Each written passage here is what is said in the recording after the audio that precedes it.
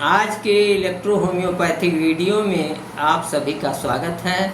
आशा है आप सभी स्वस्थ और प्रसन्न होंगे। जैसा कि आप जानते हैं कि इलेक्ट्रो होम्योपैथी में टेम्परामेंट का चुनाव बहुत ही महत्वपूर्ण है। अगर कोई चिकित्सक या कोई व्यक्ति टेम्परामेंट का चुनाव कर लेता है तो उसके लिए दवा देना आसान हो जाता है। इसके पूर्व के वीडियो में मैंने लिम्फेटिक टेम्परामेंट के रोगी के पहचान की बात की थी।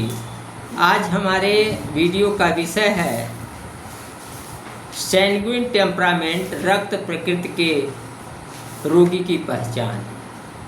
कोई रोगी आता है और अगर उसका सर्कुलेशन रैपिड है, उसका सर्कुलेशन तेज है और नाड़ी मोटी है, स्ट्रांग पल्स है, तो ऐसा व्यक्ति सैंग्विन टेम्परामेंट का होगा। सैंग्विन टेम्परामेंट के रोगी का मुखमंडल जो है वो ओजपूर्ण होता है, विविड होता है। अगर विविड कॉम्प्लेक्शन है तो ऐसा रोगी सैंग्विन टेम्परामेंट का होगा। सैंग्विन टेम्परामेंट के रोगी या रक्त प्रकृति के रोगी को एबनॉर्मल एपेटाइट होती है, अस्वाभाविक भूख होती है। अगर रक्त प्रकृति का रोगी है, सैंग्विन टेम्परामेंट का रोगी है, तो वह स्लीपलेसनेस उसको होती है, अनिद्रा की शिकायत होती है।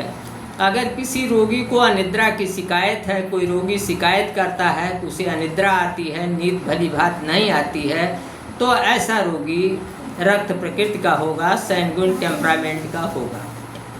यदि किसी रोगी को कंजेशन ऑफ ब्लड होता है, विभिन्न जगहों पर रक्त संचय होता है और इन्फ्लेमेशन है, प्रदाह हो जाता है बार बार ग्रंथियों में या किन्हीं अंगों में, तो ऐसा रोगी जो है सैंग्विन टेम्परामेंट का होगा, रक्त प्रकृति का होगा। इसी तरीके से अगर किसी रोगी को हेमोरेज के रक्तस्राव की प्रवणता हो या ब्लीडिंग पाइल्स हो, रक्तस्रावी बवासीर हो, तो ऐसा रोगी रक्त प्रकृति का होगा, सैंग्विन टेम्परामेंट का होगा। सैंग्विन टेम्परामेंट के रोगी को वेरिकोज वेन है, अगर किसी रोगी को वेरिकोज वेन है तो वो भी सैंग्विन टेम्परामेंट का होगा।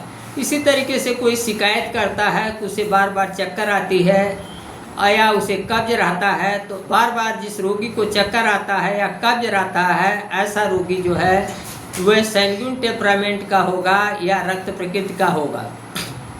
अगर कोई रोगी शिकायत करता है कि उसे दिल की धड़कन होती है या उसे दिल की बीमारी है, तो अगर जिस रोगी को दिल की बीमारियां हों या धड़कन का रोग हो, धड़का का रोग हो, तो ऐसा रोगी जो है सैंग्विन टेम्परामेंट का होगा। सैंग्विन टेम्परामेंट की जो फीमेल्स हैं उनको अर्ली मेंस्ट्रुएशन होता है, यानी बहुत पहले ही, समय से पहले ही मेंस्ट्रुएशन हो जाता है। और इसके साथ ही साथ जो मेंस्ट्रुएशन होता है, जो मासिक स्राव होता है, वो प्रोफ्यूज होता है, बहुत अधिक मात्रा में रक्तस्राव होता है। तो ऐसे फीमेल्स जो हैं वो सैंग्विन टेम्परामेंट की होती हैं। तो इस तरीके से संक्षेप में आप देखेंगे, अगर किसी रोगी का रैपिड सर्कुलेशन है, स्ट्रांग पल्स है, विविड कॉम्प्लेक्शन है, अबनॉर्मल एपेटाइट है, स्लीपीलेसनेस है, कंजेशन एंड इन्फ्लेमेशन है, हेमोरेज एंड ब्लीडिंग पाइल्स है, वेरिकोज वेन्स है, वर्टिको है, कॉन्स्टिपेशन है, पाल्पिटेशन ऑफ हार्ट है और हार्ट डिजीजेज हैं, और फीमेल्स को अर्ली और प्रोफ्यूज मेंस्ट्रुएशन होता है, तो ऐसे सभी रोगी सैंग्विन टेम्परामेंट के या रक्त प्रकृति के होंगे।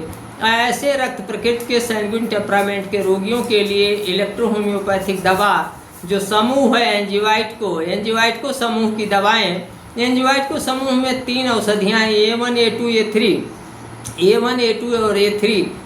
इसके साथ ही साथ जो इलेक्ट्रिसिटीज हैं उनमें से B ब्लू इलेक्ट्रिसिटी या नीली बिजली और G हरी इलेक्ट्रिसिटी या नीली बिजली या हरी बिजली। तो इस तरीके से एंजिवाइटको ग्रुप की औषधियाँ ब्लू इलेक्ट्रिसिटी, नीली बिजली और G हरी बिजली से ऐसे रोगियों का इलाज किया जाता है। यदि आप इलेक्ट्रो होम्योपैथी प्रेमी हैं और आपने अभी तक हमारा YouTube चैनल डॉक्टर प्रेम सब्सक्राइब नहीं किया है तो आज ही सब्सक्राइब कर लें, अभी सब्सक्राइब कर लें वीडियो को अधिक से अधिक लाइक और शेयर करें, अपना प्यार बनाए रखें।